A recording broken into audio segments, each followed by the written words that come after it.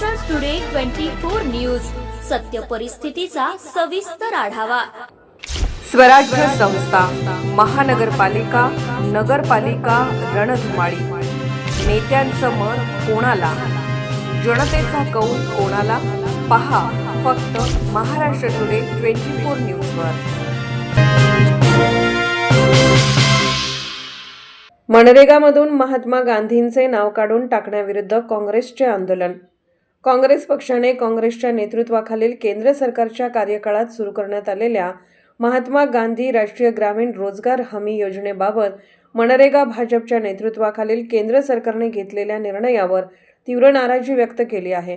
काँग्रेसचा आरोप आहे की केंद्र सरकार मनरेगा योजनेतून महात्मा गांधींचे नाव काढून टाकण्याचा प्रयत्न करत आहे। त्याचवेळी योजनेतील अनेक लोकाभिमुख तरतुदी बदलण्याची योजना आखत आहे, जे अत्यंत निषेधार्ह आहे। या विरोधात महाराष्ट्र प्रदेश काँग्रेस कमिटीच्या सूचनेनुसार शुक्रवारी पुणे येथील जिल्हाधिकारी कार्यालयासमोर निषेध निदर्शने करण्यात आली।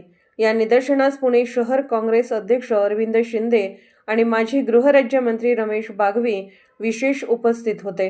अध्यक्ष अरविंद शिंदे आणि माजी गृहराज्यमंत्री रमेश बागवी विशेष उपस्थित होते।